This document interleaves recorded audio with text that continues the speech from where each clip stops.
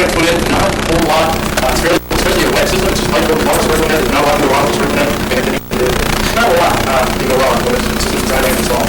One of the things that can go wrong, and does go wrong all the time, is valves are closed. Maybe for legitimate reasons, maybe by mistake, or whatever reasons. So we're super paranoid about valves.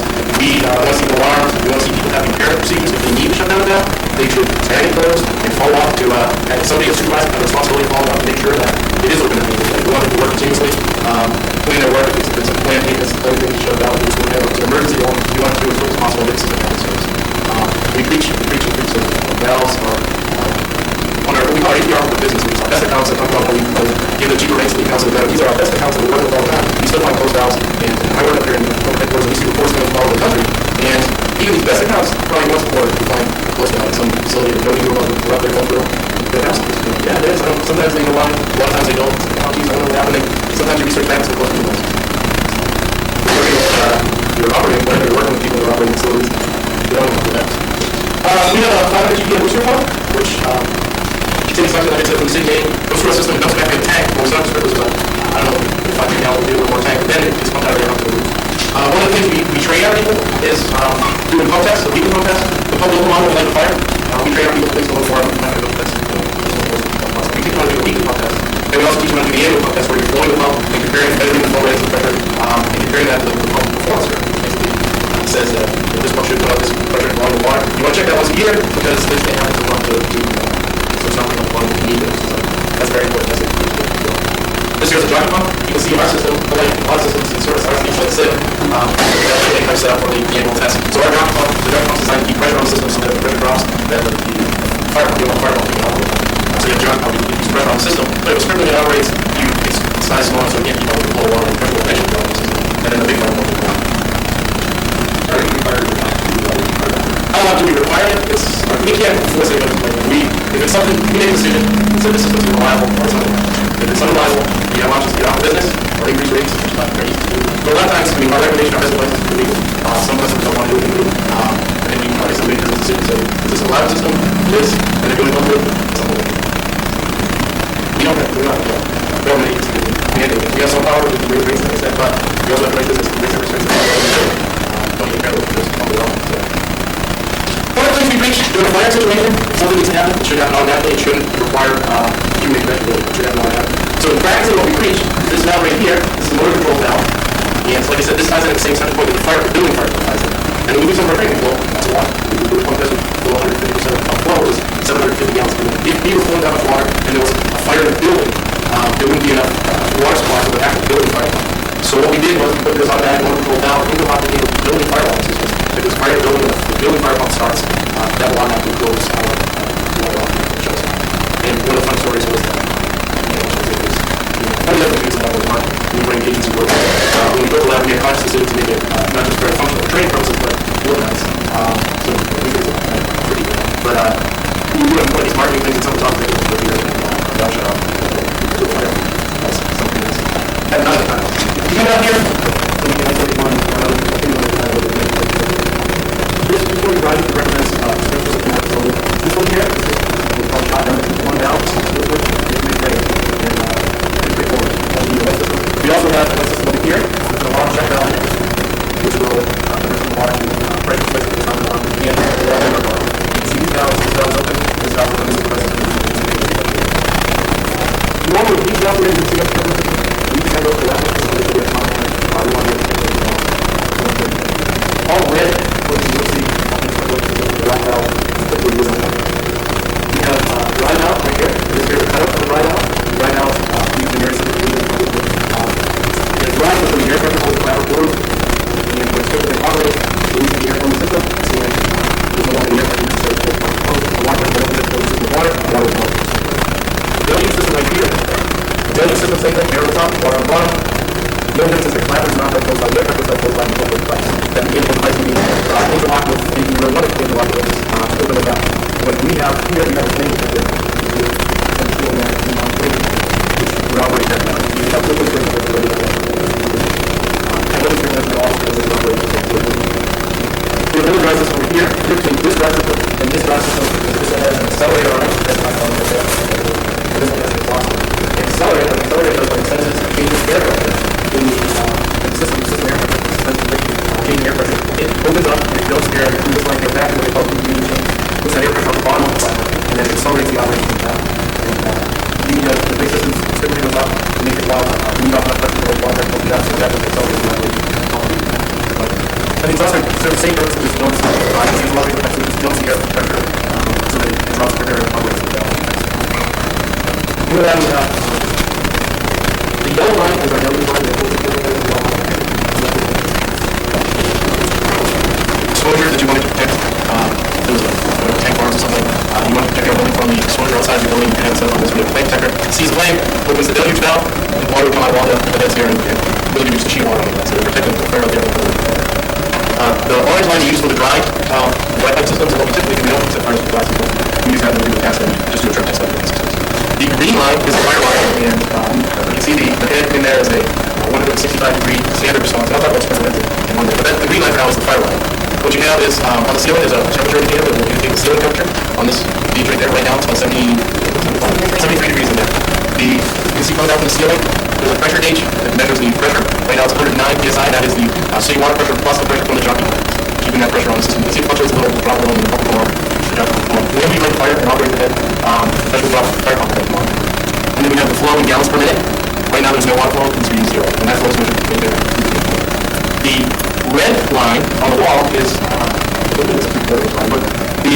the purpose of that is we teach a lot, our engineers around the country, we teach a lot about hydraulics. Friction loss through a pipe, and jamming water through a pipe, and flowing water through a pipe, reduce pressure as opposed to the pipe. And to show that, to demonstrate that, what we do is we just open the water, see it flow through that piece of pipe, and we have pressure points, we do that points along the pipe, and you can see it's, and maybe with the city water pressure is 50 right here, over here it's about 15 or 20. You can see it fairly dramatically on a small pipe like that. The concepts are the same, it's, 6, 8, 12 pipe. It's just a lot of scale. The blue line is just a demo line where you can demonstrate different types of sprinkler heads with a spray pattern. Here's an upright sprinkler head installed in an independent position. It's not supposed to be like that. You can see spray pattern. Any questions about anything I've talked about so far? Any comments? Yeah. We talked about this. Let's jump to the fact that I'm talking spray pattern. Sprinkler heads, three people in the industry know as well as I do. Sprinkler heads come out of the it seems like every submittal we get for approval is a sprinkler head that it's not even listed yet, and we're going to do it, or it's just about listed 1 week or so ago. So the sprinkler technology is changing rapidly, and we're trying to have but the concepts don't change a lot. We have the orientation of the sprinkler heads, either an upright or pendant. Some of the things we teach our people, you need to look at that when you're going from plan. You find a lot of sprinkler heads that are upright sprinklers installed in pendant position. They won't work the way they're intended to install. The other way sprinklers can be orientated as sidewall sprinkler heads. Stick up to the sidewall and shoot out. The temperature rating of sprinkler heads are heat detectors by nature. They operate at a fixed temperature. So each sprinkler head has a temperature rating, goes off at a specific temperature. This one is a 286 degree sprinkler head, and the red one's are 160. General rule of thumb, I know, especially people involved in design, you're going to say this different stuff. General rule of thumb, if you have a sprinkler systems are designed for a specific occupancy, so they need to be designed for where they're protecting. If what they're protecting is something that you expect to have a fast-growing, rapidly growing, very hot fire, you want to use a higher temperature rating, higher rated sprinkler. And the reason is if you have a very fast-growing fire, the heat goes up and starts to spread out across the ceiling. And the sprinkler heads operate over the fire. There's a delay, there's a response rating, which is the next thing we're going to talk about with sprinkler heads. It doesn't go off as soon as the ceiling temperature hits that 165. It goes off in the link, whether it be a glass ball that heats up the liquid inside and breaks, or a fusible liquid with alloy melts at that temperature. That has to heat up to that temperature and operate, but it will melt. There's a delay from the time the ceiling temperature reaches that temperature and the sprinkler head actually operates. So what you don't want to happen is if you get a fuel oil fire, constant fire in a warehouse, it goes very rapidly, spreads out across the ceiling, and spreads out, that first head doesn't even operate if you have ceiling temperatures of 200, away from the fire. You don't want sprinkler heads to go off away from the fire, because if the sprinkler head, if water starts coming out away from the fire, there's less water coming out of the fire. But of course, that's exceptions to the general rule. Because one of the other things that has a response rate, you can see the glass ball here, this is 2 different temperature ranges, but you can see this glass ball is bigger than this glass ball. This is what they call quick response rating. What I said before was when it heats up to a certain temperature, when this liquid heats to that 212 degrees, the glass ball is rated. Because the bubble inside will just watch it, because it heats and expands and there's not enough room for the liquid within the break glass. This one's a lot smaller, quick response. You think of 2 pots of boiling water or so, the big pot and the little pot both boil at the same temperature, but the big pot takes a small pot. And response rating, ESFR sprinklers mentioned. The 2 main applications, these are originally designed for life safety purposes. Found out that sprinklers work fantastic at protecting property. They keep fires limited to a few hundred square feet. And this was 10, 20 years ago. But what we found out was you can have a perfectly operating system. Fire is contained to a very small area, but if it's in a hotel and there are people in there, there's enough smoke and gases generated to kill people. So great, it didn't burn down the building, but the person's taking the building. safety devices. So we kind of did some research to make them life safety devices, we need to develop very quickly, and to keep the ceiling temperatures below certain levels, and keep the amount of gases in the air below certain levels. So that's basically testing on new residential sprinklers. If they have to maintain temperatures below 2 degrees at the ceiling, and keep this carbon monoxide levels below certain levels. And to do that, what they need faster response sprinklers. And one research into the windows go off quicker. Thermal suppression, ESFR sprinklers, same concept, except they just hold up bigger, a lot of water, but they got a quick response rate. And the thinking is that if you can get in, they're using warehouse applications, typically plastic is a big fire hazard commodity to be protected. If you can get a lot of water and add a sprinkler head very quickly, this will control in the warehouse application I talked about, high rare storage of plastics. So these designs go very quick, they're very large, sprinkler size is another thing that they vary. On the sprinkler heads, you go more water very quickly. This is the K25, this is K refers to the size of the orifice. This one's on 250 gallons on one sprinkler head. They're designed to operate 12 sprinkler heads. So basically that's a lot. Any questions? Architects don't like big ugly sprinkler heads, so they also make ornamental sprinkler heads. You can see that's what we have throughout this building and most of the office spaces in the suspended ceiling. The way these work is the cover is soldered on with the solder and outside water temperature, which is 135, and then the link inside is 165 degrees ceiling. Any questions? Ready for fire? Yeah. Alright, let it on fire and run around and I'll call off the temperature where it goes up to. You can see how it gets considerably hotter than the rating. This is a 165 degree sprinkler head.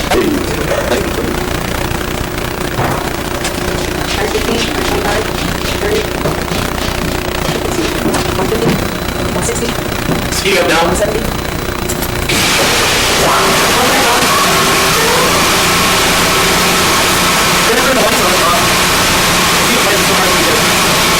Most systems are designed to really control where you can spray. Instead of them drop like that for 70 degrees, and that will give you yours on my ear, you have a lot of alcohol.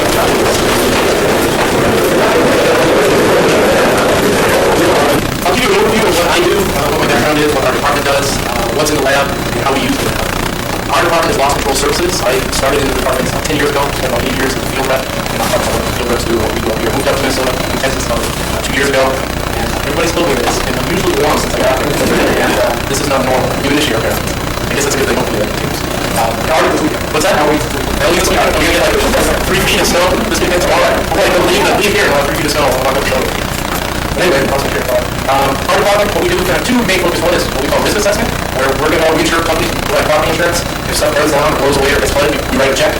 So we got to be careful about what we insure and how we price that. Not everybody gets the same rate. If you have fire protection systems, you got a better rate than if you have none. If you have properly designed fire protection systems, you got a better rate than if you have a system designed for an office, but it's protecting 20 feet of glass. So one of our roles and one of our accountabilities is to do that risk assessment where we're looking at prospective policyholders and say, is this something we want to write at this rate? And that's kind of the business decision we're making all the time. We're the engineering people, look at the sprinklers and the fire protection and the construction is going to blow away or not. And then we work with underwriters to do all financial stuff, the price and the coverages and the deductibles. They read our reports. We write engineering reports to them, and then like I said, they know the financial aspect of insurance. That's one focus. The other focus is with consultants to our policyholders and we provide consulting services, which range from regular inspections where we'll look at something and we'll say you need a signature here or you need to redesign your whole sprinkler system because your system's designed for an office and you have 22 plastic. That's extremely good stuff. It's not that important. We also provide plan review services, new construction consultation where normally we get involved when they're cutting steel for the sprinkler pipe is on the floor and ready to be installed. But hopefully we get involved when an owner decides he's going to put a new facility. And they say, no, we don't have a facility. We go out, sit down with a small meeting, talk about it, and then you get involved in the whole process from specification letters to plan reviews to building risk surveys where we go into the site letter, building the facility, build base, and construction until we have that. So new construction is a big part of our consultation. Disaster recovery, we don't need to plan. We'll just kind of focus on the process of the disaster recovery plan. And then anything technical related to property protection, if it results in property loss, we're a resource for our policyholders. Well, we use this lab. I'll tell you what's in the lab first. When we have the lab, we have different types of special hazards that field people can run into in the field when they're going out visiting policyholders going to the plants. We have a mock flammable liquid storage room in that corner. We have a dip tank that if you were flammable liquid dip tank where the parts coming down on the conveyor go through this process where they're being painted or cleaned with flammable liquid in it. That has a CO2 extinguishing system on it that you can't operate. We have a spark extinguishing system, which will be found in an exhaust duct and a dust collection system that can be working operation. In the back we have a mock computer room, the glass there, we have a computer room setup, and we have a mock kitchen setup. We also have sprinklers, which is going to be the focus of this today. We have operational sprinkler systems. This line connects into the city water main. Actually, the water main, the connection comes into the building and tees off. One way goes to the building, fire protection, the sprinklers for our building, and the other comes down here. Everything that I'm going to talk about down here today is strictly for demonstration purposes and training. And there are building sprinklers here as well. What I'm going to do today is talk about sprinkler systems. We're basically going to start with this line and walk through a sprinkler system, talk about the different components, and talk about some of the things we train people on. And maybe there's any questions or comments you may have.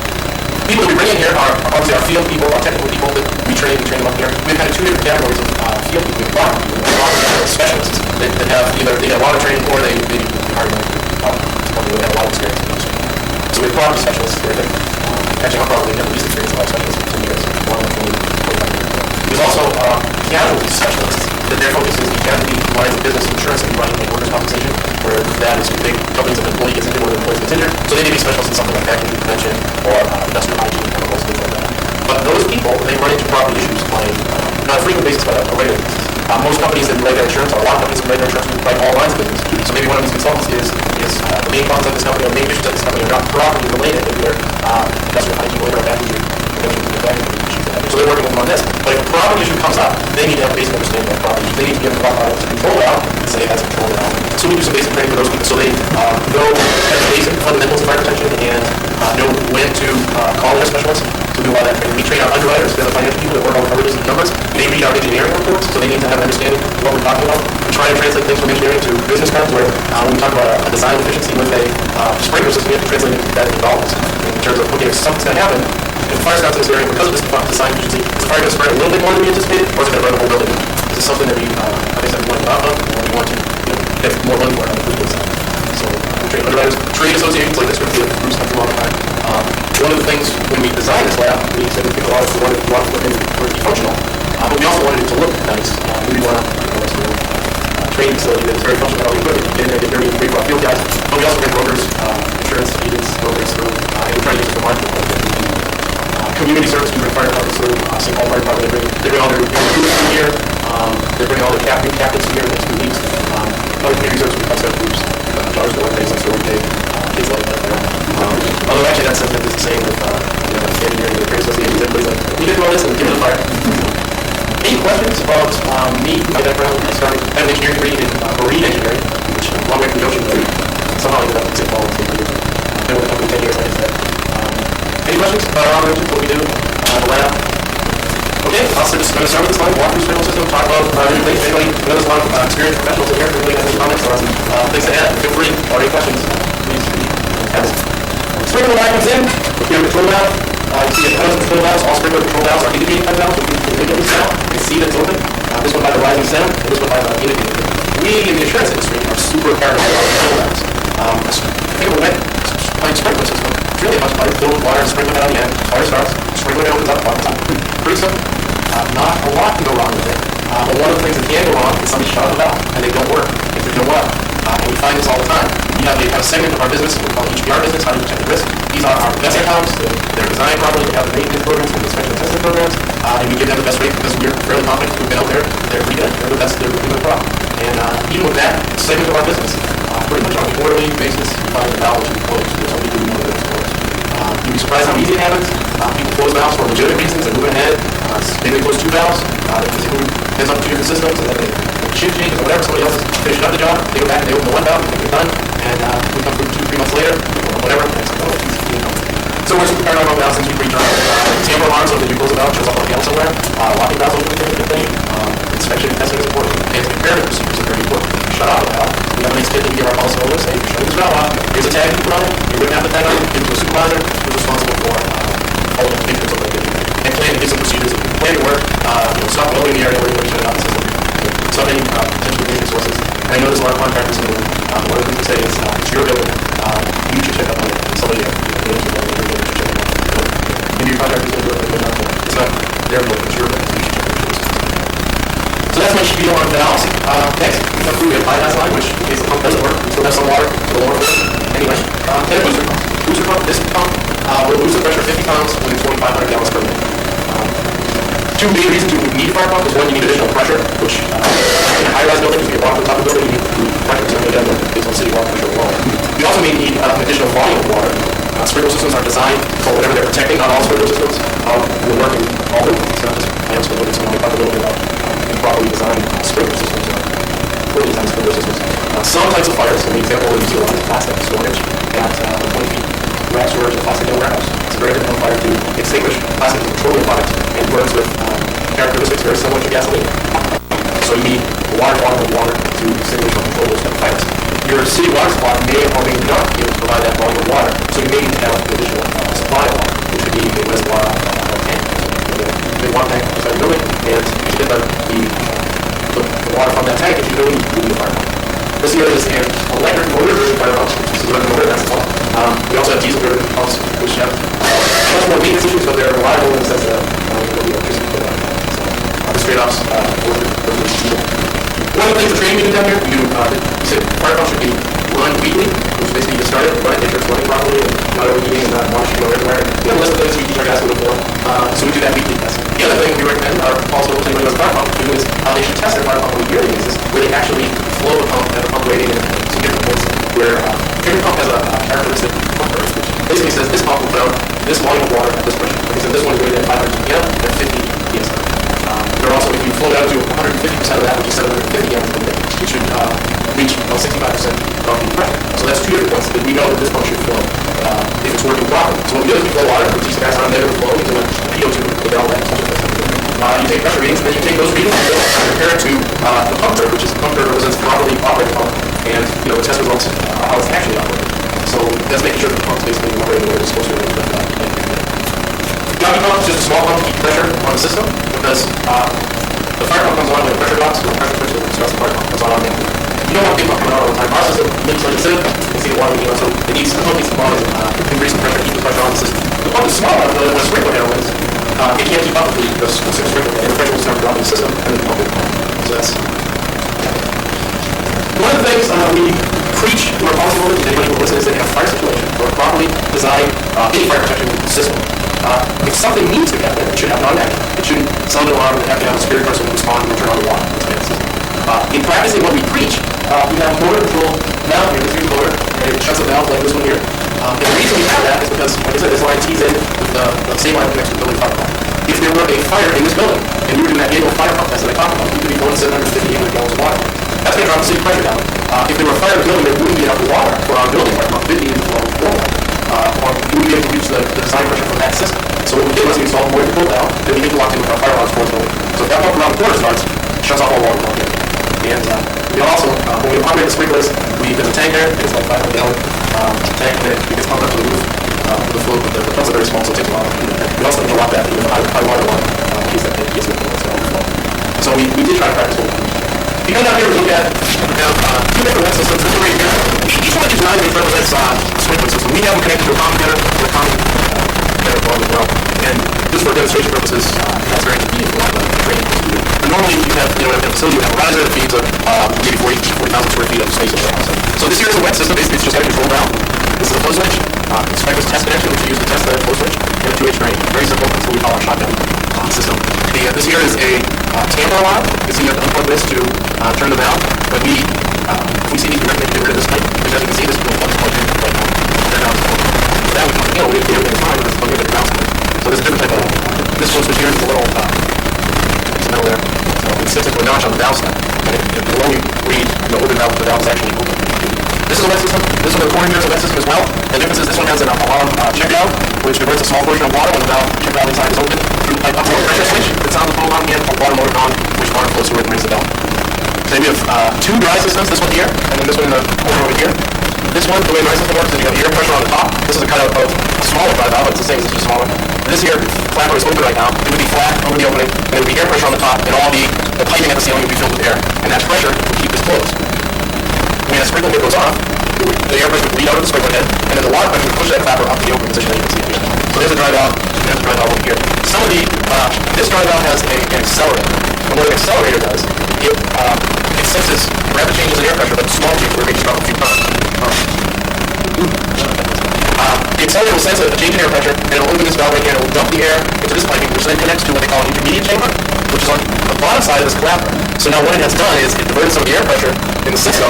So now instead of just having the water pressure pushing up on the clapper opening, it has air pressure pushing up as well, so it opens quicker. It's called a quick opening device. And the reason we have them is because in a big system, once sprinkler head goes off, it could take a long time, or it could be a delay in the sprinkler system of the dry valve and operate.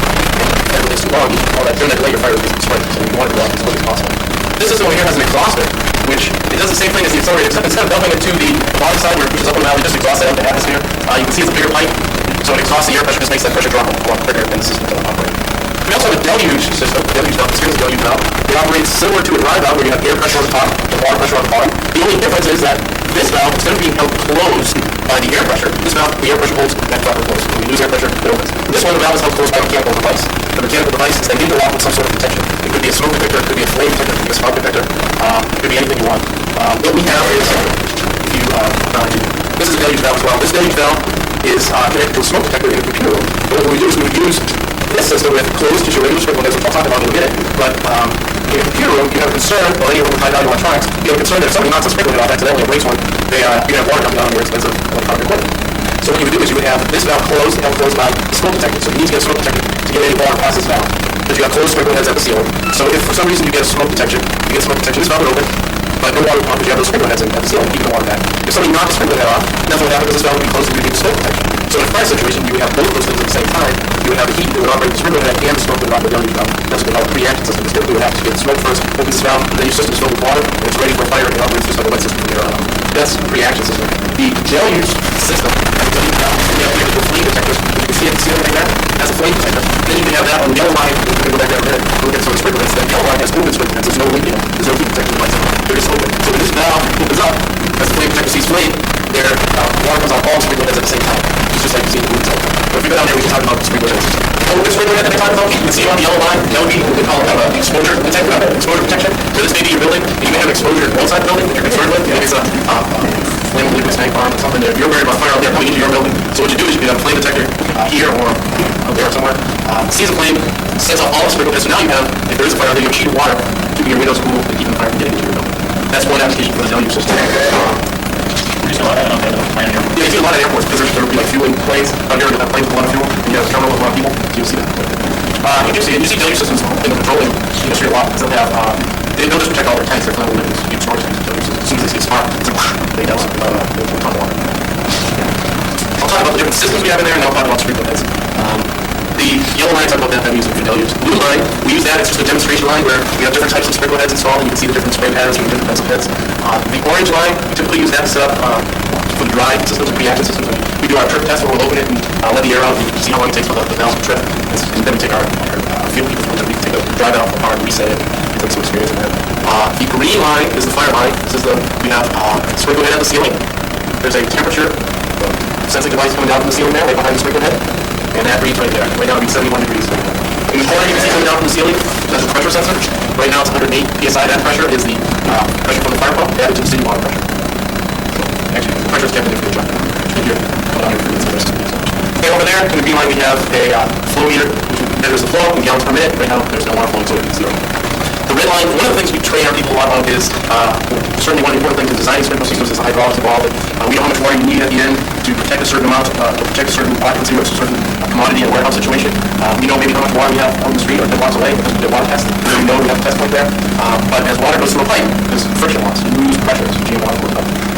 And we teach a lot about it. We do a lot of physics and math in the classroom upstairs. Everybody's kind of faces and places over there. But then we come down here, and what we have is we have it's a 3/4 inch line, and we have pressure points here, here, here, and here. And we can open a valve right there and flow some water. And with that small size line, you don't need to flow a lot of water to see that pressure loss. And with that line, just the city water pressure on, city water pressure is around 50 psi pounds per square inch when no water is flowing. And so we get, there's not a lot of friction loss right there. There's almost no friction loss in the big up to that point. So this gauge will read about 50. We get over here, it reads about 15. Just in that distance because of the size of the pipe and the elbows and all the changes in direction. So friction loss is substantial. Those calculations need work to do. You make all calculations submitted by contractors. And that's why I think you gotta make sure you look at the plans and look at the calculations to see that all those points of pipe are included in the calculations. Which is always, I'm sure everybody in this room is doing a great job. So that's the systems we have there. Sprinkler heads. The technology on sprinkler heads is rapidly changing. Same with all fire protection, I guess. Devices. Every time we get a submittal, not every time, that seems like a lot lately. It's a new head that maybe is listed by QL or FM, but maybe it's supposed to be listed into some new, we don't have the data, and so it kind of makes things difficult for us sometimes to figure out what to do that way for the same things. People involved in design, the technology is changing very rapidly, so there's always something new, and you gotta kind of every time one comes across, you gotta read about it. But the basic principles of sprinkler heads haven't changed a whole lot. A few different things they vary on sprinkler heads. One is the orientation of sprinkler heads. Sprinkler heads are upright sprinkler heads or dependent sprinkler heads, which is down, or they're sidewall sprinkler heads where they stick out inside the wall. Now, it may seem obvious, but you do find, like I see, see that the uprights are upright, dependents are dependent, and the sidewalls are sidewall, because it is important that these are designed to be installed upright. They don't work properly when installed in positions. And we have one of the demonstrations we have on the blue line there, the sprinkler head at the end, is an upright sprinkler installed in position. You can see the spray pattern, it just hits it, and kind of goes up, and then it goes down, and you don't get the cone-shaped spray pattern that you go over again. So that's one of the things that varies. Sprinkler heads are heat detection devices. They go off at a specific temperature, fixed temperature. And they actually by one of two mechanisms. One, they have glass bulb type, so we have a glass with a liquid that when it reaches a certain temperature, you can see that little bubble. Kind of compresses that little bubble at a specific temperature. That bubble disappears. And once you get over that, the glass breaks and it falls off and it's a water flow. Otherwise, you have like a metal alloy that melts at a certain temperature. And this one, the red ones are 165 degrees. They have higher temperature, 286 degree rated heads. And typically, a general rule of thumb for people in design, start listing exceptions to this. So I know there are a lot. But a general rule of thumb is if you have an occupancy that you're protecting with that you expect the fire to go very fast and very hot, you use higher temperature sprinkler heads. And the reason is, when you have a fast growing fire, the fire goes up into the ceiling and starts spreading across the ceiling. This sprinkler head, this one goes off at 165 degrees. But it doesn't go off when the ceiling temperature reaches 165 degrees. It goes off when the metal heats up at 165 degrees and melts. And there's a delay there. It takes time for that metal to heat up and melt and operate. So if you have a very fast growing fire, ceiling temperature reaches 165 and starts spreading across your ceiling very quickly. While this is heating up, it's already at temperatures above 165 degrees away from the fire. And what you don't want to happen is sprinkler heads operating away from the fire, because as every sprinkler head goes off, water will come out of that sprinkler head, but less water comes out of the other sprinkler heads operating over the fire. So just like in your house, if you have another faucet, less water is coming out of the first faucet than something maybe downstairs. So same principle, sprinkler heads, the more edge open, the less water is coming out of each head. And you want to concentrate the water on the fire and not away from the fire. So that's temperature rating. There's also what we call response index, or response rating. As you can see, this one, let me just kind of these are both 165 degree rated sprinkler heads. They both operate at 165 degrees. This one you can see the bulb is bigger than this one. Just like two pots of oil and water, they both boil at the same temperature. But the big pot, if you have a big pot, little pot, the big pot will take longer to boil than the little pot. And so these ones go off quicker. Quick response sprinkler, smaller volume, so it heats up quicker and operates quicker. And the way these came about, I'm not sure how far back they did, 15 water. You know, they realized that sprinkler systems and sprinkler heads work great to protect the property. But they found that you could have a system designed properly, works properly, contains a fire control, a few hundred square feet, maybe even less. Great. But the fire did exactly what it was designed to do. But it was in a hotel, there was somebody sleeping, and they had overcome like carbon monoxide. So what they said was, we not only have to control fire and contain it in a certain area, we have to keep the temperature of the ceiling below certain levels, we need to keep the carbon monoxide down to certain levels to make sprinkler heads, which are great property protection devices, into white safety devices that protect people. And to achieve that low temperature and low levels of carbon monoxide, but they found out they need the sprinklers to go off very quickly and get the controlled fire at a very small stage where it's barely even beyond the incident. It's just a small little tiny fire. And to do that, they go sprinkler sprinklers. One of the other things that do as well, another thing that varies obviously the size of sprinklers. Where if you have higher challenge fires, you need more water to extinguish them. You get more water on the sprinkler, you need a bigger sprinkler heads. So they have ESFR sprinkler heads, early suppression, fast response. But these do, they have that quick response engine. They go off very quickly, and they're designed to operate at high pressures and high flows of water, so you get lots. This will flow about 100 gallons per minute on each head when 12 heads go. So we're talking about 1200 gallons per minute being dumped into the warehouse. This is used for warehouse applications where oftentimes you have 20-foot high storage, which is a petroleum product turns very much like gasoline, except it flows liquidly. It's very fast growing, very high fire speed also. And then this is the new K25 sprinkler head. This will go 250 gallons per minute. On one hand, that's a fire high volumes of water. And ESFR is fairly recent technology, last 10 years or so, it's in all software houses that fire challenge.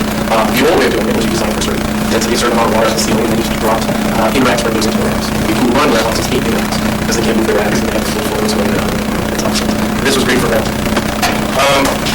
That's kind of the 2-minute on the sprinkler. Any questions so far on any comments? What we're asking? What I'm going to do then is I'll light the fire. Here's one more thing. Ornamental sprinklers, architects don't like big ugly sprinklers. They have things like this. You can't see the sprinkler, you can see that one in there. At the ceiling, that's the sprinkler head to cover.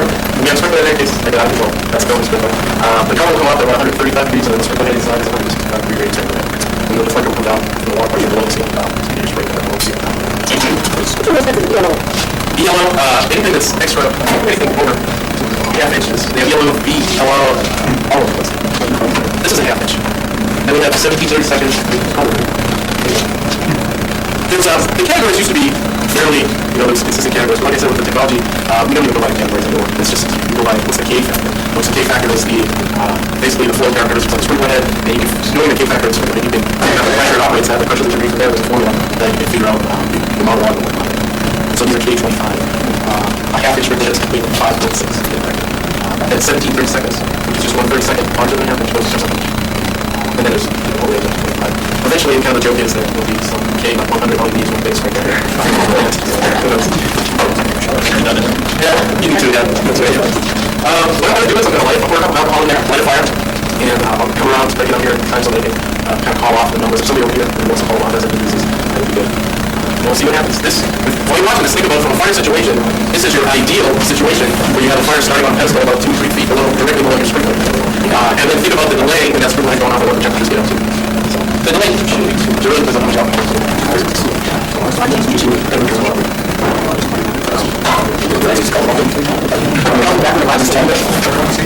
right now it's up to 125. It's probably actually a little bit higher than that. When you do 2 shows, it's going to water on that temperature indicator. Right now it's 150, 155, 160, 170, 175, 180, 185. 185 already dropped. Down to 75 degrees. Pump kicked on. Yeah, I don't think I'll get to work with the storage that too. And when you take some of these salmon, they have it automatically. And then you walk into the alarm system. We're going to play out here. We're going to put it over there. Or we're going to play it there. And we're going to put it over there. I'm going to turn the lights on here. You can see that fire is still burning. But yet, most sprinkler systems, except for those ones that red ones, are designed to control fire. So even if it's ready to let that energy around fire, we'll round down the temperature. So the fire will still burn. And we either need to take by fire department or the burn stuff out. On top of the stuff. And now we'll burn stuff out. Right now we're flowing about 55 gallons a minute.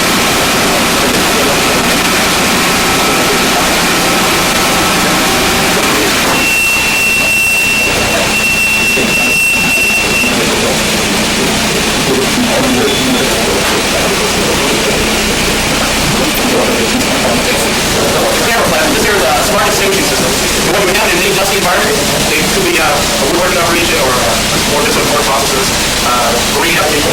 But typically a wood shop, you have a big dust collector in the back of your building, you have your exhaust system dropping the dust back to that dust collector. But you don't want to spark it into that dust collector, you can get exploded for these very severe fire. So what this is kind of represents the ductwork. This here, for demonstration purposes, for example, we would really need to spark it down the duct. We have a spark detector over here, you see the spark, and we have a sprinkler head farther down the duct that operates with one spark. You get spark, it operates, and resets itself. Because in woodworking operation, certainly you get sparks on a regular basis. And this piano is designed that you can set different levels of alarms. So maybe you set the levels where you have a certain frequency, just kind of track some lines and keep records and go back and check. And if the frequency increases, maybe you need to do some maintenance on your production equipment. If you're not getting more sparks than normal, something happened there. You manage on your equipment. Or maybe you added some new equipment, additional equipment. So maybe you just need to change the level of the alarm. These things are fairly expensive pieces of equipment. I don't know if I'll probably get $10,000 now the lights are off.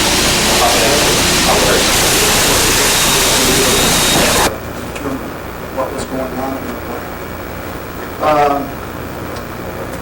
We reiterated that hangar components have to be UL listed or FM approved. We've seen a lot of